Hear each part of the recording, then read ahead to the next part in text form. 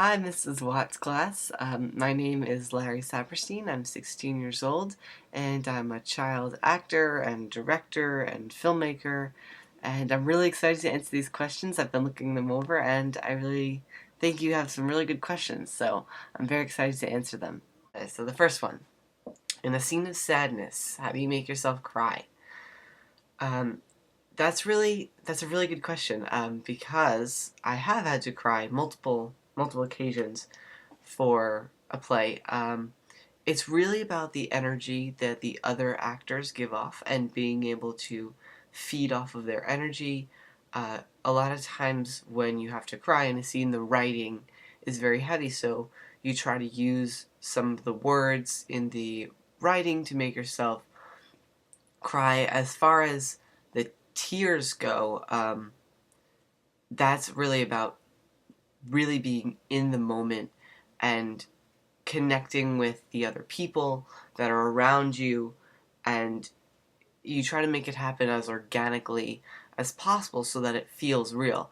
There were times when we would come off stage and we would still be crying because when we were on stage, we were so together, we were so in the moment, we were really living the lives of these characters who would be crying, who are naturally brought to tears over whatever was happening in the play.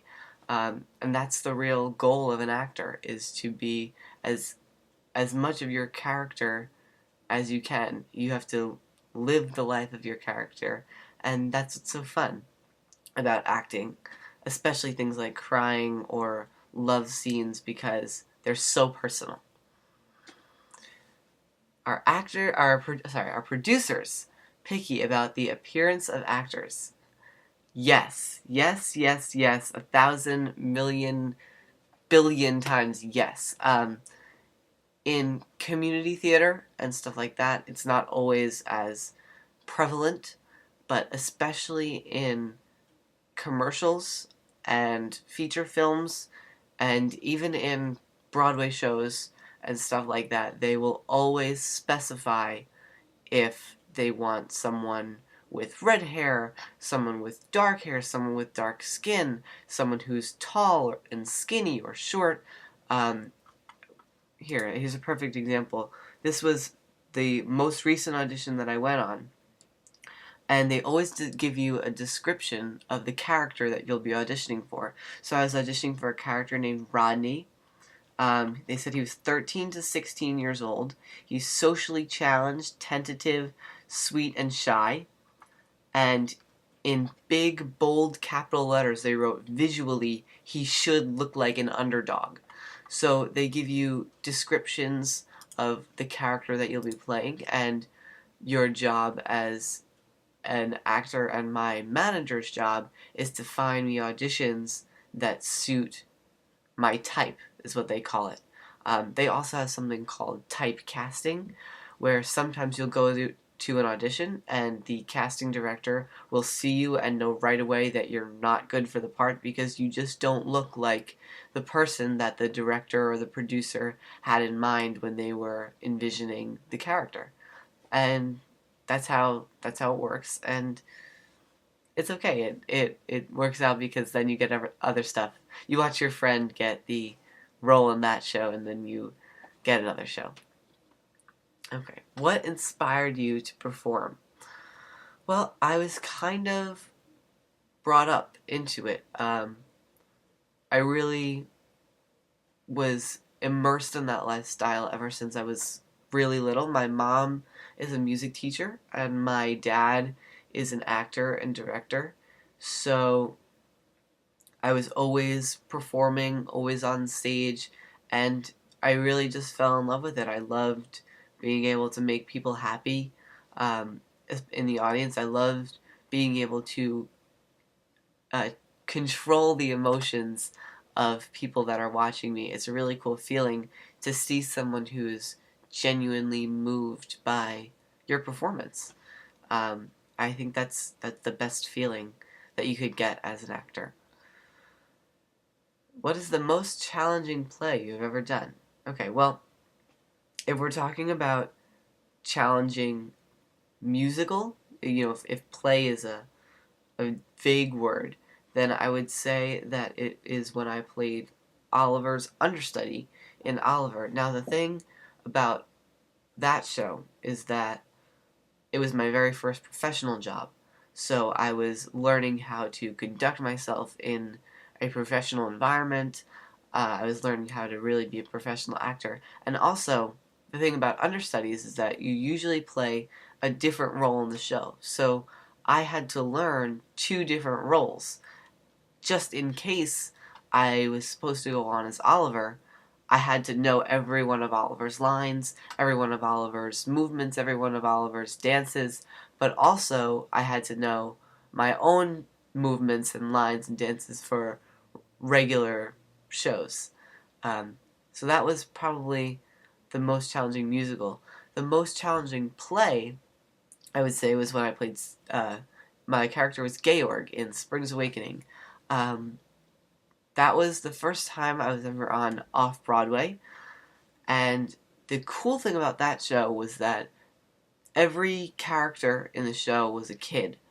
So we had so much fun, but it was difficult because kids can be inexperienced, and the show was very heavy. That was one of the shows where I had to cry on stage, and I was working with very talented people, and it was so much fun. But it was a very heavy show. It was a very long show. It was a very wordy show.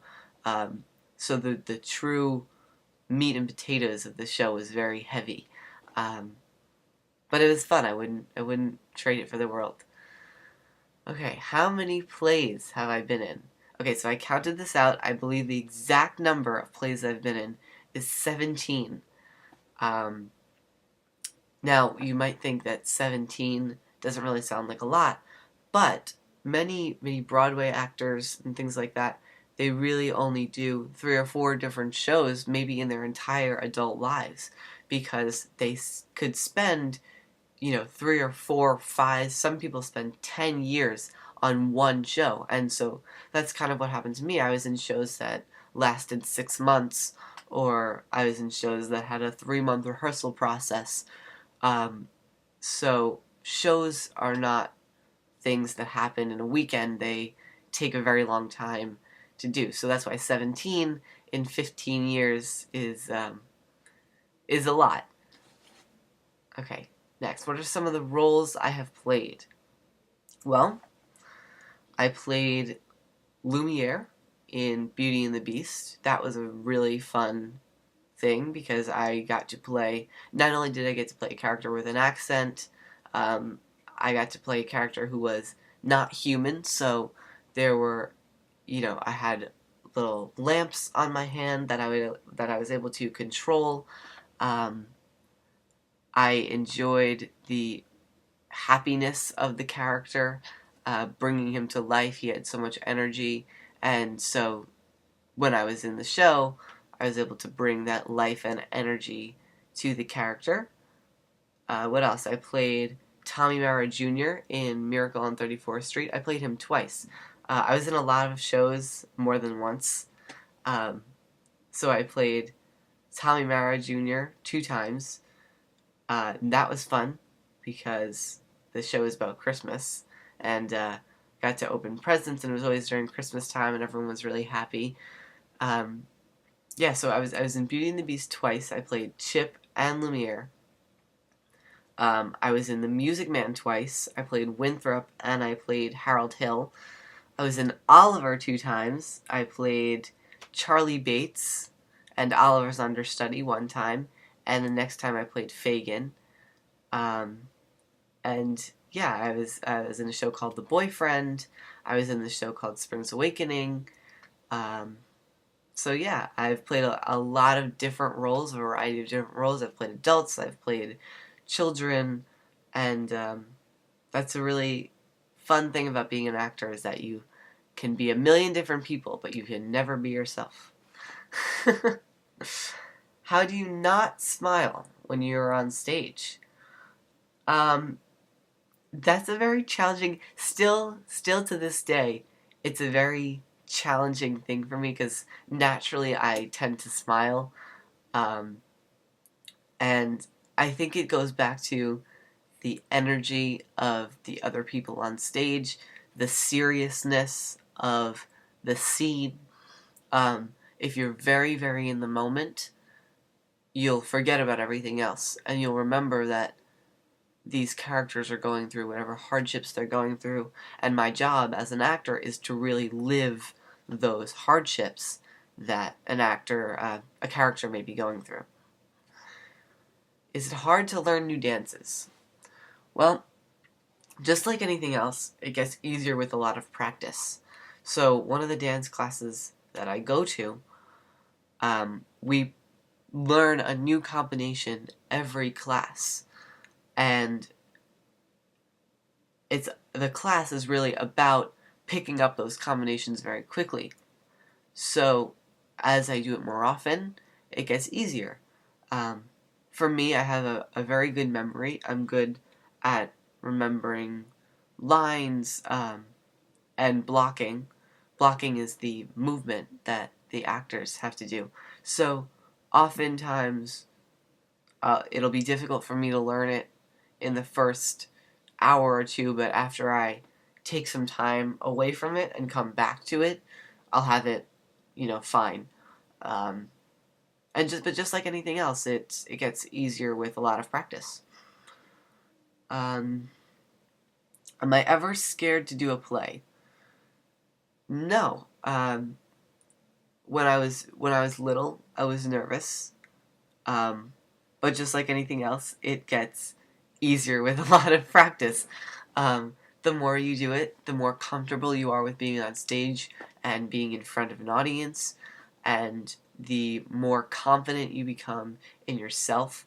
So I think as I got older, I took that nervous energy and turned it more into exciting energy. I was always more excited to do a show than really being nervous about being in front of an audience. Because when I'm up there, I really don't think about anything else except for what I'm doing at that moment. So when you really live the life of the character, you play their emotion. It doesn't matter who's watching you, it doesn't matter what you ate for lunch or dinner, it just matters how that character is feeling and how are you going to play that character to the best of your ability.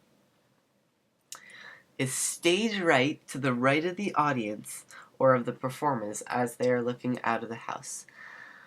Stage right and stage direction, any kind of stage direction is always done by the actors. So if I'm an actor, stage right is to my right and stage left is to my left, downstage is to the front, and upstage is to the back. They do that because it's just so much easier for the actors to know that, well, if they have to go stage right, they just go to the right. If they have to know stage left, they go to the left.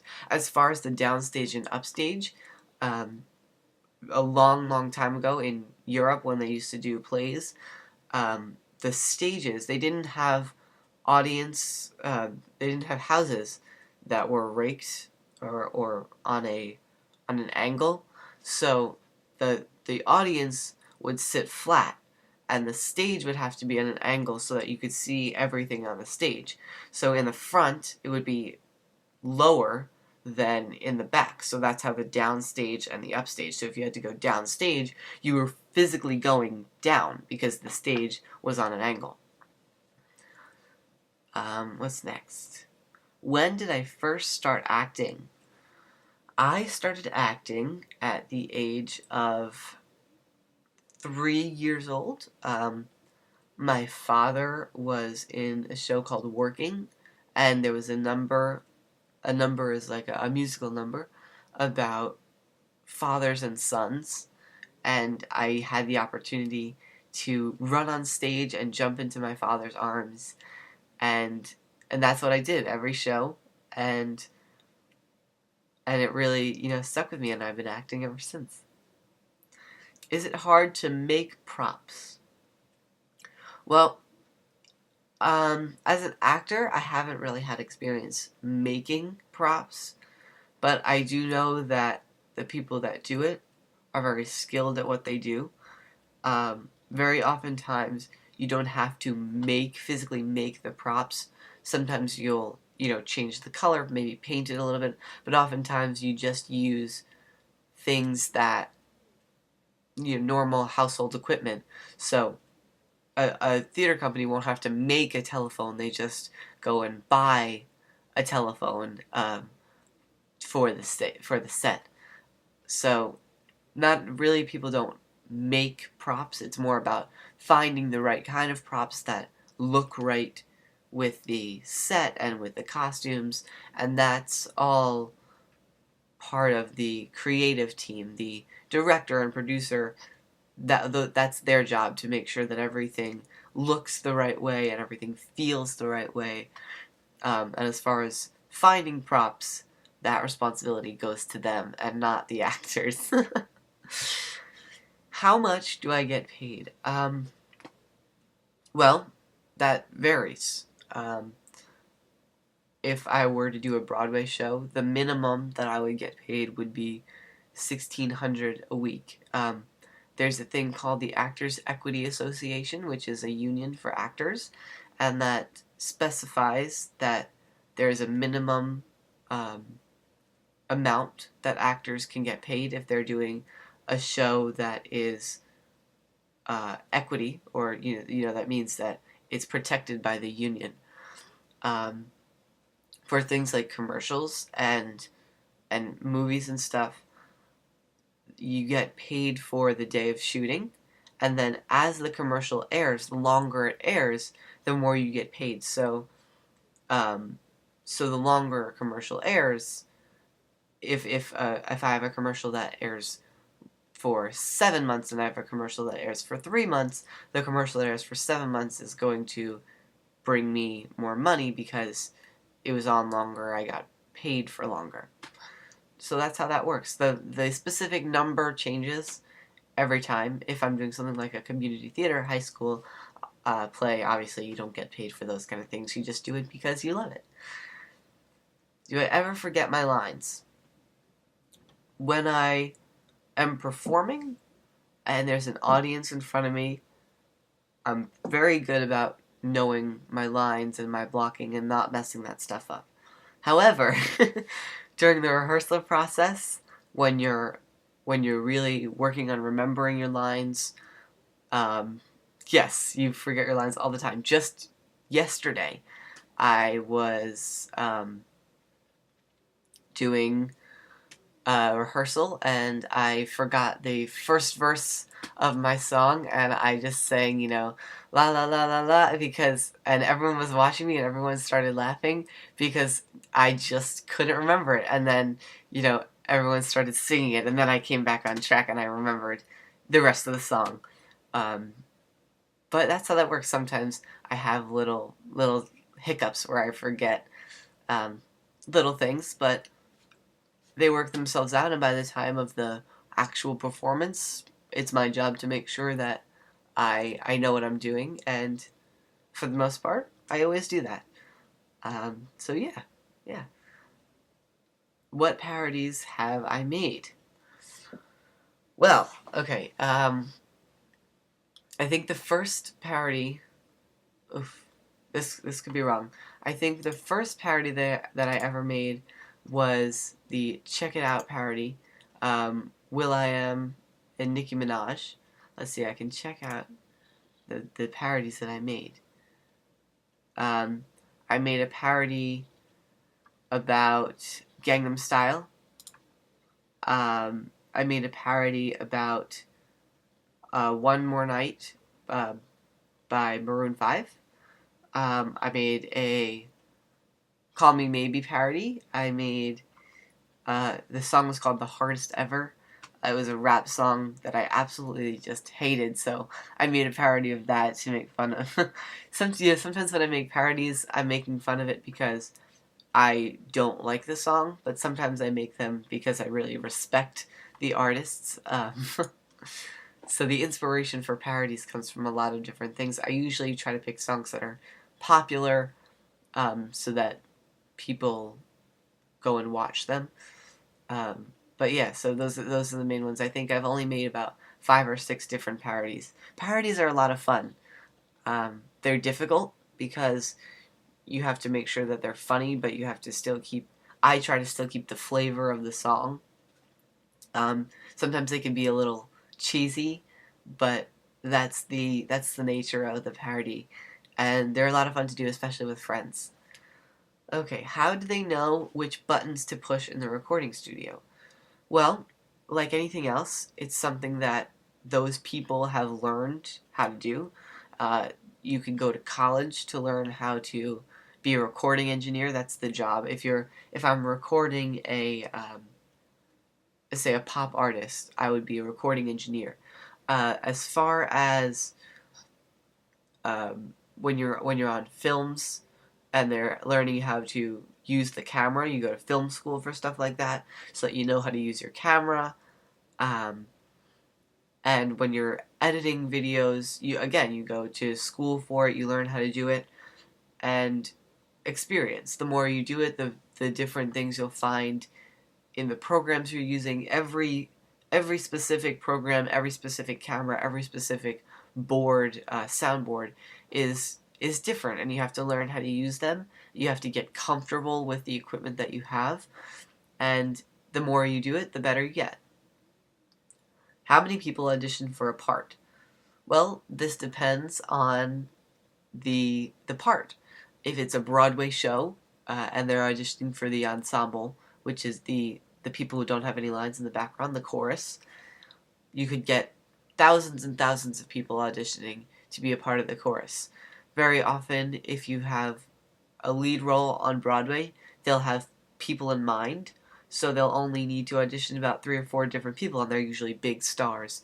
I myself am not a big star, so they'll audition less people usually for bigger roles because they have people in mind, and more people for parts like the chorus. When you're in commercials, a lot of times casting directors will set up appointments. So if I have a manager and an agent, if I did not have that manager and agent, I wouldn't be able to just go to the office and say, "Hi, I'd like to audition for the Goldfish commercial." Um, I actually have to get an appointment. So they see my resume, they contact my manager, and then my manager will send me an email saying, okay, you have this audition, this is the time, this is the location. Um, so for so it varies. It varies. Could be anywhere from 3 or 4 to thousands and thousands of people.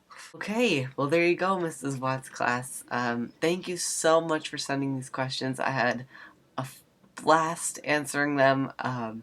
If you have any other questions about anything, I am more than happy to answer anything that you may be willing to ask.